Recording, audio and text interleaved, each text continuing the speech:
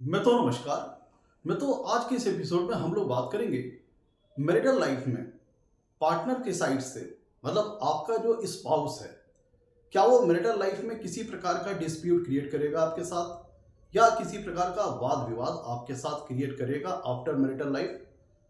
तो ये एक जिज्ञासा का विषय है जिसे जानने के लिए बहुत लोग इच्छुक रहते हैं कि भाई, जैसे मान लीजिए कि जो हमारी अपकमिंग मैरिड लाइफ है, जो हमारी होने वाला जो वैवाहिक जीवन है, क्या उसमें हमारा पार्टनर हमारे साथ किसी प्रकार का वाद विवाद डिस्प्यूट वगैरह करेगा या नहीं करेगा। तो चूंकि ऐसे समय पे आपके पास आमतौर पर देखा जाता है कि भाई, इसको देखने का एक तरीका यह है कि जब मैच मेकिंग की जाती है, वर और वधु के बीच गुड़ मिलान किया जाता है,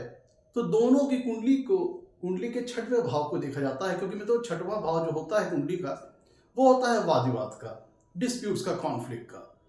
तो मैरिटल लाइफ में अगर हम मैच मेकिंग के थ्रू, अगर हमारे पास आपके होने वाले स्पाउस की, आपके होने वाले लाइफ पार्टनर की कुंडली मौजूद है, तब दोनों के कुंडली के छठवें भाव के पोजीशन को हम देख लेते हैं। क्या कुंडली के छठवें भाव का उसके स्वामी का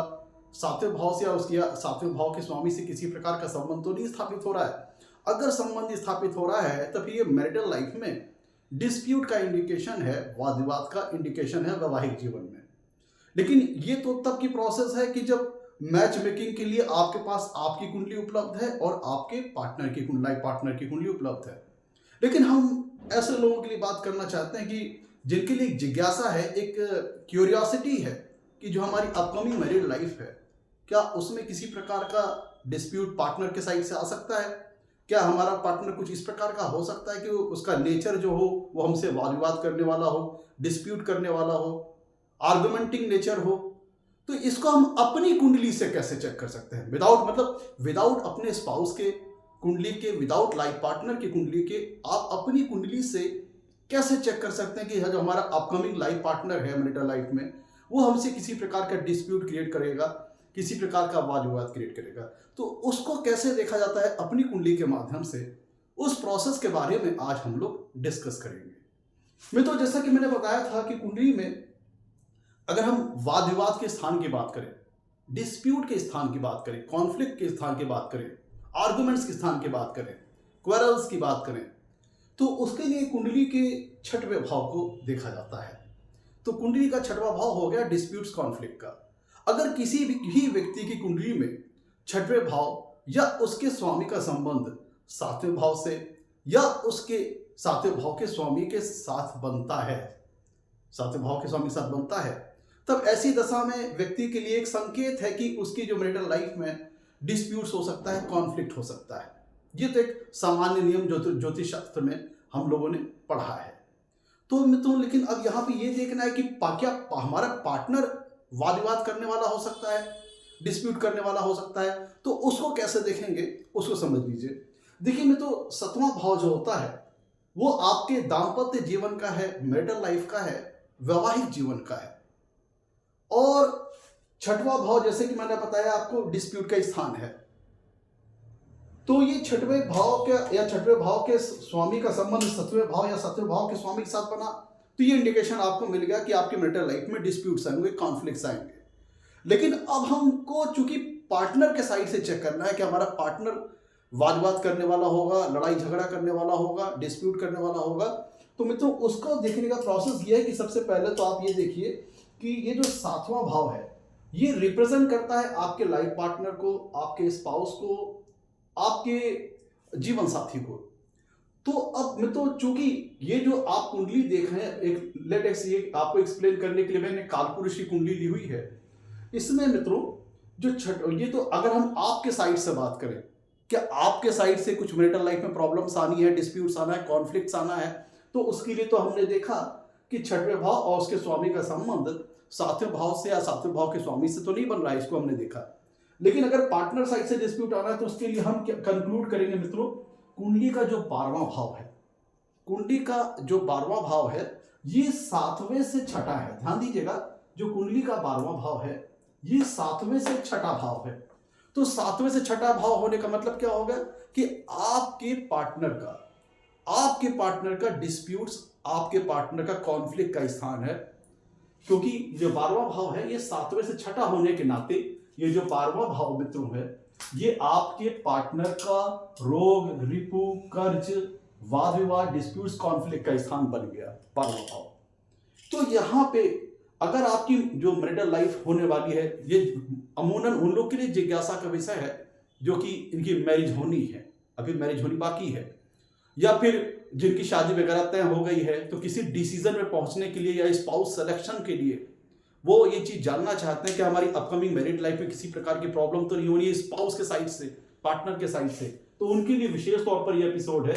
अब देखिएगा, यहाँ पे ध्यान दीजिएगा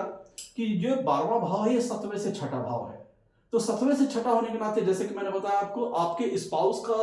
रोग का, डिस्प्यूट्स का, कॉन्फ्लिक्ट्स का स्थान है। तो और लग्न कौन है? लग्न आप हो गए। लग्न किसको रिप्रेजेंट कर रहा है, किसको डिनोट कर रहा है? आपको रिप्रेजेंट कर रहा है, आपको डिनोट कर रहा है। तो ऐसी दशा में मित्रों, अगर 12वें भाव का संबंध या इसके स्वामी का संबंध लग्न या इसके स्वामी से किसी प्रकार बनता है, चाहे स्थिति द्वारा, चाहे युति द्वारा, चाहे प्लेसमेंट के जरिए, चाहे परिवर्तन के जरिए, चाहे दृष्टि के जरिए, तो ऐसी दशा में अगर ये संबंध स्थापित होता है, तो जो आपका लाइफ पार्टनर होगा, अपकमिंग जो लाइफ पार्टनर होगा, जो अपकमिंग जो आपका जीवन साथी होगा, वो मैरिटल लाइफ में आपके साथ वाद विवाद करेगा, डिस्प्यूट्स करेगा, कॉन्फ्लिक्ट्स एराइज करेगा, वो आपके पार्टनर के साइड से आएगा। अब एक उदाहरण से समझिए, जैसे मित्रों ये कालपुरुष की कुंडली है, मेष लग्न की कुंडली है। अब इसमें देखिए, इसके 12वें भाव में मीन राशि आ रही है। तो 12वें भाव में मीन राशि आ रही है, तो इसका मतलब क्या है कि इसके स्वामी हो गए गुरुदेव बृहस्पति। तो अगर गुरुदेव बृहस्पति आपके लग्न में आ जाएं, जुपिटर आपके लग्न में आ जाए, तो इसका मतलब क्या है कि आपके स्पाउस का जो 12वां भाव रिप्रेजेंट किसको कर रहा है? 7वें से 6वां भाव है। तो आपके स्पाउस के डिस्प्यूट के स्थान का स्वामी, कॉन्फ्लिक्ट के स्थान का स्वामी आ गया आपके लग्न में। इसका मतलब क्या है कि आपका जो पार्टनर होगा, आपका जो लाइफ पार्टनर होगा, आपका जो जीवन साथी होगा, वो आपकी अपकमिंग मैरिड लाइफ में आपके साथ वाद विवाद करेगा, डिस्प्यूट्स करेगा, कॉन्फ्लिक्ट्स वगैरह करेगा, अगर ये 12वें भाव का स्वामी अगर लग्न में प्लेस हो जाता है। एक एग्जांपल के माध्यम से आपको मैं बता रहा हूं। और लेट्स सपोज यहाँ पे मान लीजिए कि अगर लग्न का स्वामी यहाँ पे देखिए मेष लग्न की कुंडली है, मैंने कालपुरुष की कुंडली एज एग्जांपल मैंने आपके सामने ली हुई है। तो ये मेष लग्न की कुंडली है जिसका स्वामी होते हैं मंगल। अब अगर लेट्स सपोज मान लीजिए कि मंगल अगर चले गए कुंडली के 12वें भाव में, अगर 12वें भाव में मंगल चले गए, तो ये मंगल किसको रिप्रेजेंट कर रहा है? मंगल लग्नेश है इस कुंडली के, तो मंगल आपको रिप्रेजेंट कर रहे हैं। लग्नेश है तो आपके जातक को रिप्रेजेंट कर रहे हैं। तो मंगल का कुंडली के 12वें भाव में जाना ये डिनोट करता है कि आप जो है वो अपने स्पाउस के डिस्प्यूट्स और कॉन्फ्लिक्ट के स्थान पर चले गए, क्योंकि जो 12वां भाव मित्रों, जैसे मैंने बताया कि 7वें से 6वां है, तो अर्थात आपके स्पाउस का, आपके लाइफ पार्टनर का डिस्प्यूट कॉन्फ्लिक्ट के स्थान है। और यहाँ पे लग्नेश चले गए, तो इसका मतलब क्या है कि आप चले गए अपने पार्टनर के डिस्प्यूट कॉन्फ्लिक्ट के स्थान पर, जो इस बात का इंडिकेशन है कि आपकी अपकमिंग मैरिड लाइफ में आपका जो होने वाला जीवन साथी होगा वो आपके साथ वाद विवाद करेगा, डिस्प्यूट्स करेगा, कॉन्फ्लिक्ट्स करेगा। ये तो मित्रों ये एक सामान्य नियम है। अब लेट्स सपोज मान लीजिए कि अगर ऐसा नहीं है, जैसे मैंने बताया ये चीज नहीं है, या फिर कहीं पे मान लीजिए कुंडली में कहीं पे गुरु मंगल की युति है, गुरु मंगल की युति कहीं कुंडली में बन रही है। ध्यान दीजिएगा, अगर गुरु मंगल की युति कुंडली में कहीं बन रही है, तो गुरु 12वें भाव का स्वामी है, जो कि 7वें से 6वां स्थान है, जो कि स्पाउस के डिस्प्यूट्स का स्थान है। और लग्नेश हो गए मंगल। दोनों की युति का होना, दोनों के कंजंक्शन का होना, इस बात का इंडिकेशन है। मैंने जैसे बताया था कि आपको कि 12वें भाव या उसके स्वामी का संबंध लग्न से या लग्न स्थान के स्वामी लग्नेश से किसी प्रकार का बनता है, तो ये पार्टनर के साइड से डिस्प्यूट का इंडिकेशन है, कॉन्फ्लिक्ट का इंडिकेशन है आपकी अपकमिंग मैरिड लाइफ में। तो ये रिलेशन कितने प्रकार से हो सकता है मैं आपको इस्टेब्लिश करके दिखा रहा हूं। चाहे 12वें भाव का स्वामी लग्न में हो, या लग्न स्थान का स्वामी 12वें भाव में हो, या फिर लग्नेश लग्नेश और 12वें भाव के स्वामी की युति हो, तो भी ये सेम कंडीशन हो जाएगी, पार्टनर साइड से डिस्प्यूट आएगा आपकी अपकमिंग मैरिड लाइफ में। या फिर आप ये भी समझिए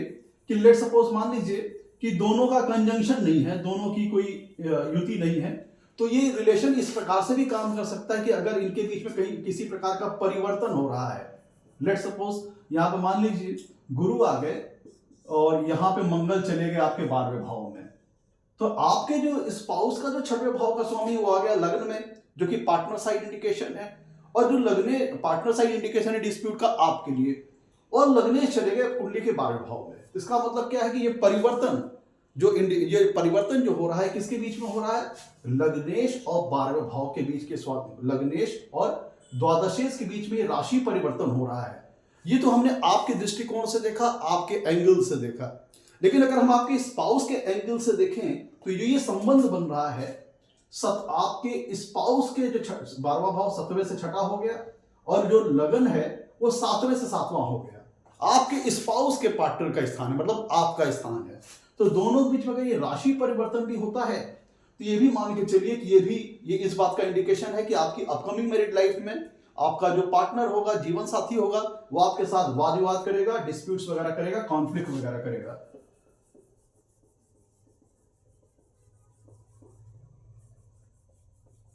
अब मित्रों ध्यान दीजिएगा, एक बात यहां पे ये समझिएगा कि अब अगर मान लीजिए कि ये रिलेशन ऐसे भी स्टैब्लिश हो सकता है कि लेट्स सपोज मान लीजिए कि मंगल यहां बैठा है आपके चौथे भाव में और गुरु इस पर कहीं से दृष्टि डाल रहे हैं। लेट्स सपोज मान लीजिए कि गुरु आपकी कुंडली के दूसरे भाव में बैठे हैं, तो इनका जो नवम दृष्टि आ रही है मित्रों, अगर इस तरह की आप उदाहरण देखिए, यहां पे गुरु की मंगल के ऊपर नवी दृष्टि आ रही है। तो अगर दृष्टि के माध्यम से भी अगर रिलेशन स्टैब्लिश हो रहा है तो भी आप इसको ऐसा ही समझें कि पार्टनर के साइड से अपकमिंग मैरिड लाइफ में डिस्प्यूट्स, कॉन्फ्लिक्ट्स वगैरह आएगा। ज्यादा खराब स्थिति कब होती है कि जब लग्नेश 12वें भाव में चले जाएं और 12वें भाव का स्वामी लग्न में आ जाए, या फिर लग्नेश 12वें भाव में चले गए। लेट्स सपोज इसको आप ऐसे भी समझ लीजिए कि लग्नेश कुंडली के 12वें भाव में चले गए हैं और गुरु यहां पे मान लीजिए कि 7वें भाव में बैठ करके लगन के ऊपर अगर दृष्टि डाल रहे हैं, तो इस तरह की स्थितियां ज्यादा खराब होती हैं, जिसमें लग्नेश भी 12वें भाव में चले गए जो कि 7वें से 6ठा भाव है, तो स्पाउस के डिस्प्यूट का स्थान है, और जो कि आपके जो द्वादशेश हैं 12वें भाव के जो स्वामी हैं वो 7वें भाव में बैठ करके लगन को देख रहे हैं। तो ये ज्यादा सीवियर कंडीशन होगी, ज्यादा गंभीर कंडीशन होगी, इसके गंभीर परिणाम आएंगे, आप ऐसा समझ सकते हैं। तो मित्रों ये चीज मैंने आपको बताया कि कैसे इनके बीच में रिलेशन स्टैब्लिश हो सकता है द्वादश भाव, 12वां भाव और 12वें भाव के स्वामी के बीच में, और लग्न और लग्नेश के बीच में किस प्रकार से रिलेशन स्टैब्लिश हो सकते हैं, जिनका ये इंडिकेशन है कि अपकमिंग मैरिड लाइफ में आपके पार्टनर के साइड से आपके लाइफ में डिस्प्यूट्स, कॉन्फ्लिक्ट्स, वाद विवाद वगैरह आएगा। अब मित्रों एक बात ये ध्यान दीजिएगा कि जो अब अगर मान लीजिए आपकी जो लग्न कुंडली है, लेट सपोज मान लीजिए कि आपकी जो लगन कुंडली है उसमें ये रिलेशन आपको नहीं दिखाई दिया, लेकिन आपकी जो नवमांश कुंडली है उसमें इस प्रकार का रिलेशन आपको मिल गया कि वहां पे जो 12वां भाव है या उसके स्वामी का संबंध नवमांश कुंडली के लग्न या लग्नेश से बनता है। ध्यान दीजिएगा, ये बहुत इंपॉर्टेंट पॉइंट है।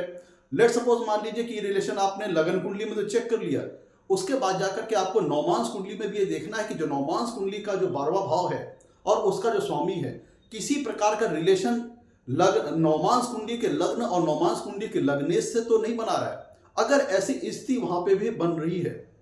अगर लगन कुंडली में भी ये रिलेशन बन रहा है 12वें भाव और 12वें भाव के स्वामी का और जाकर के लगन और लग्नेश का, और नवमांश कुंडली के लग्न और लग्नेश का भी संबंध बन जा रहा है नवमांश कुंडली के 12वें भाव और 12वें भाव के स्वामी से, तब आप ये समझ लीजिए कि मैरिटल लाइफ में शादी के बाद से ही आपके पार्टनर के साइड से डिस्प्यूट्स, कॉन्फ्लिक्ट्स वगैरह आने लग जाएगा। तो जो मैंने सेम प्रिंसिपल आपको लगन कुंडली पे बताया है, ये सेम प्रिंसिपल आपको जाकर के नवमांश कुंडली पे चेक करना है कि नवमांश कुंडली का जो 12वां भाव है और उसका जो स्वामी है, क्या उसका किसी प्रकार का रिलेशन नवमांश कुंडली के लग्न और लग्नेश से तो नहीं बन रहा है। अगर किसी प्रकार का रिलेशन बन रहा है तो ये मान के चलिए कि जैसे ही मैरिज हो जाएगी, अगर ये जो मैंने प्रिंसिपल बताया लगन कुंडली में भी है, नवमांश कुंडली में है, तो इसका मतलब क्या है, जैसे मैरिज होगी, मैरिज होने के बाद ही आपका पार्टनर मैरिटल लाइफ में डिस्प्यूट्स वगैरह क्रिएट करना शुरू कर देगा, वाद विवाद वगैरह करना शुरू कर देगा। लेकिन अगर ये जो मैंने आपको प्रिंसिपल बताया है ये लगन कुंडली में नहीं है लेकिन नवमांश कुंडली में है, तो इसका मतलब ये होता है कि शादी के उपरांत, शादी के बाद तो कुछ समय तक तो स्थितियां आपके पार्टनर साइड से सही रहेंगी, लेकिन कुछ समय आगे चल करके लेटर ऑन एज पे चल करके आपका जो आपका पार्टनर है वो आपके साइड पे आकर के आपके तरफ डिस्प्यूट वगैरह कॉन्फ्लिक्ट वगैरह करना शुरू कर देगा। मतलब कुछ समय कुछ साल बाद अगर लग्न कुंडली में ये प्रिंसिपल नहीं बन रहा है, रिलेशन नहीं बन रहा है किसी प्रकार का 12वें भाव और 12वें भाव के स्वामी का लग्न और लग्नेश से, और नौमांस कुंडली में बन रहा है, तो ये मैरिज के तुरंत बाद ये पार्टनर के साइड से डिस्प्यूट नहीं आएगा। फिर कुछ साल आगे चल करके लेटर ऑन ये सारी चीजें होंगी कि पार्टनर कुछ साल बाद चल करके आपसे फिर डिस्प्यूट वगैरह कॉन्फ्लिक्ट वगैरह करना शुरू करते। लेकिन अगर ये रिलेशन लगन कुंडली में भी मिल रहा है और नौमांस कुंडली में मिल रहा है, तो इमीडिएट आफ्टर मैरिज, जैसे ही शादी होगी उसके उपरांत उसके पश्चात ये आपके पार्टनर के साइड से डिस्प्यूट कॉन्फ्लिक्ट आपके लाइफ में आने लग जाएगा। अब यहां पे एक बात ध्यान दीजिएगा कि आपके जो कुंडली का जो छठवां भाव है,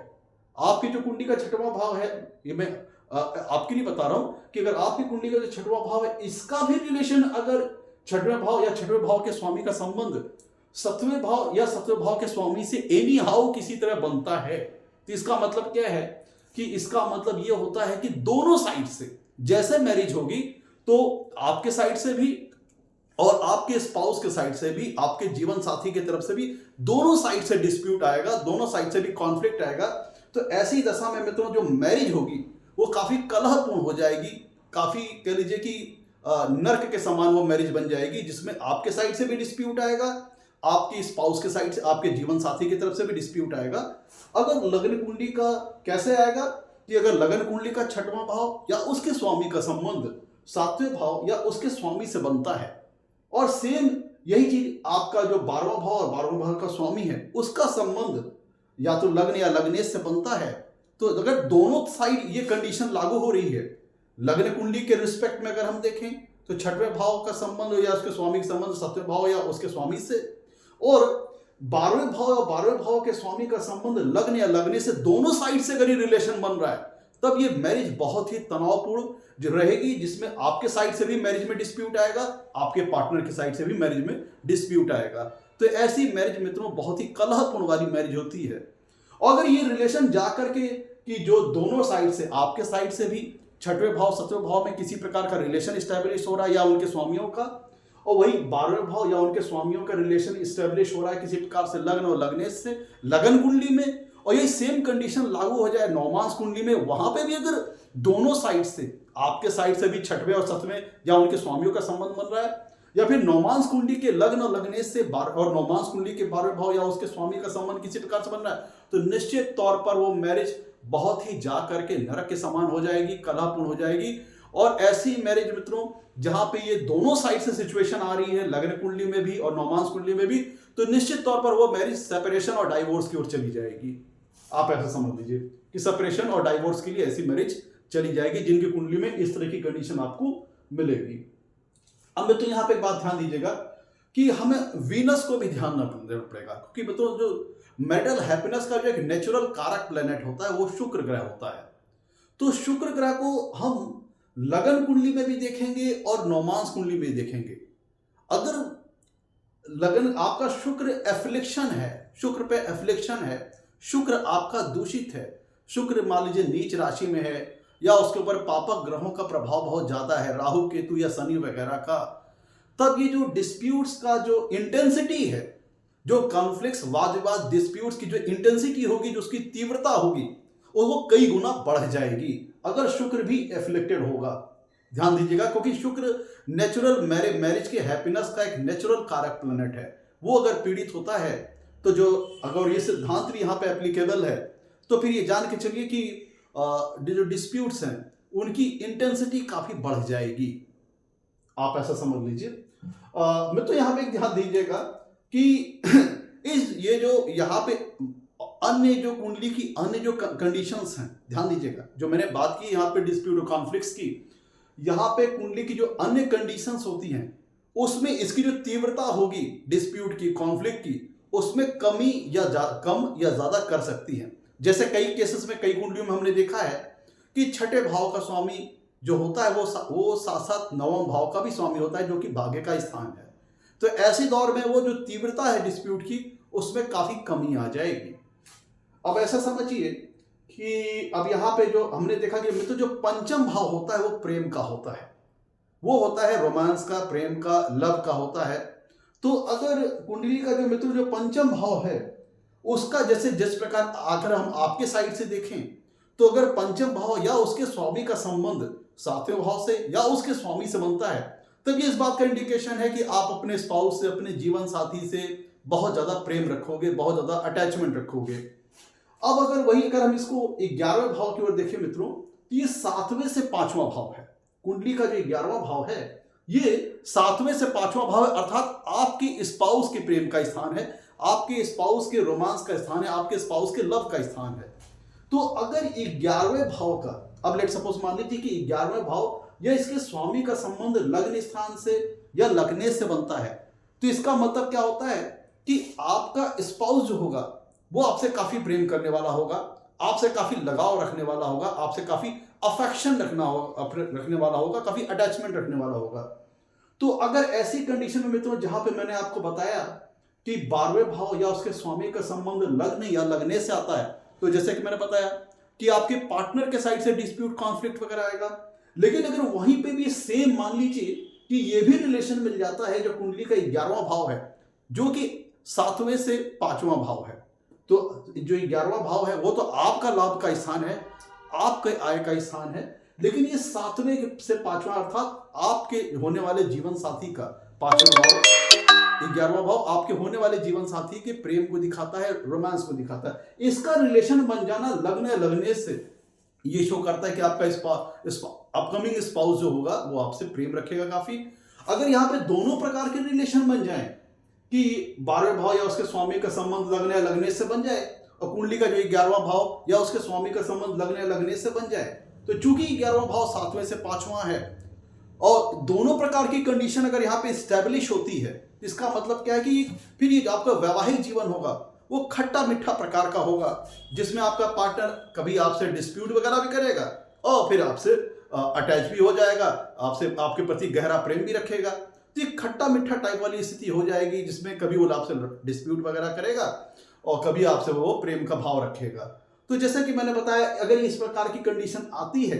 तो ये जो डिस्प्यूट और कॉन्फ्लिक्ट वाली बात मैंने कही थी इसकी तीव्रता में काफी कमी आ जाएगी, इंटेंसिटी में काफी कमी आ जाएगी। उसका रीजन ये है क्योंकि जो 11वां भाव है वो 7वें से 5वां है, आपके स्पाउस के प्रेम का स्थान का स्वामी, प्रेम का स्थान है, स्पाउस के प्रेम, आपके स्पाउस के प्रेम का स्थान है, उसका संबंध लग्न से बन गया। लग्न कौन है? लग्न आप हैं। आप लग्न किसको रिप्रेजेंट कर रहा है? लग्न लग्नेश किसको रिप्रेजेंट कर रहा है? आपको रिप्रेजेंट कर रहा है। इससे 11वें भाव या उसके स्वामी का संबंध लग्न या लग्नेश से बन गया, तो इसका मतलब क्या है? और साथ ही साथ जो मैंने पहले वाली कंडीशन बताई थी ये दोनों हो गई, तो फिर आपका पार्टनर आपसे लड़ेगा भी और आपसे प्रेम भी करेगा। तो ये खट्टा मीठा वाली मैरिटल लाइफ हो जाएगी, आप ऐसा समझ लीजिए। तो मैं तो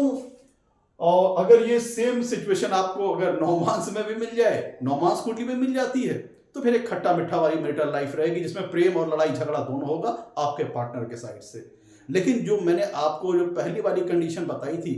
कि 12वें भाव और उसके स्वामी का 12वें भाव या उसके स्वामी का संबंध लग्न या लग्ने से बने लगन कुंडली में और नौमांस कुंडली में भी इस प्रकार का रिलेशन मिल जाए कि नौमांस कुंडली के 12वें भाव और उसके स्वामी का संबंध या उसके स्वामी का संबंध नौमांस कुंडली के लग्न और लग्ने से बनता है, दोनों जहां अगर कंडीशन फिट बैठती है तो फिर आफ्टर मैरिज इमीडिएट आपका पार्टनर आपसे डिस्प्यूट और कॉन्फ्लिक्ट वगैरह करना शुरू कर देगा। लेकिन अगर सिर्फ नौमांस कुंडली में कंडीशन है तो एक एज के बाद, कुछ सालों के बाद आपका पार्टनर आपसे फिर डिस्प्यूट और कॉन्फ्लिक्ट वगैरह शुरू कर देगा। इस तरह की पोजीशन में आप ऐसा समझिए। तो मित्रों आज हम लोगों ने एक बहुत ही महत्वपूर्ण विषय पे चर्चा की। अगर स्पाउस की कुंडली आपके पास है, जैसे आप मैच मेकिंग करने जा रहे हो, गुण मिलान करने जा रहे हो, वर वधु की कुंडली मिलाने जा रहे हो, तब तो इसकी आवश्यकता नहीं है, आप अपने स्पाउस की कुंडली से डायरेक्टली चेक कर सकते हो। लेकिन आपके पास अगर स्पाउस की कुंडली नहीं है, आपके जीवन साथी की कुंडली नहीं है, लेकिन आप अपनी अपकमिंग मैरिड लाइफ के बारे में जानना चाहते हो कि हमारा होने वाला जो वैवाहिक जीवन रहेगा वो किस प्रकार का रहेगा, क्या हमारा झगड़ालू पार्टनर तो नहीं मिलेगा, किसी प्रकार का लड़ाई झगड़े करने वाला पार्टनर तो नहीं मिलेगा, तो उसको इस सिद्धांत के मदद से आप जान सकते हैं। तो मित्रों ये था आज का हमारा एपिसोड पसंद आया तो लाइक कीजिएगा, चैनल को सब्सक्राइब कीजिएगा। आज के लिए इतना ही, नमस्कार, धन्यवाद।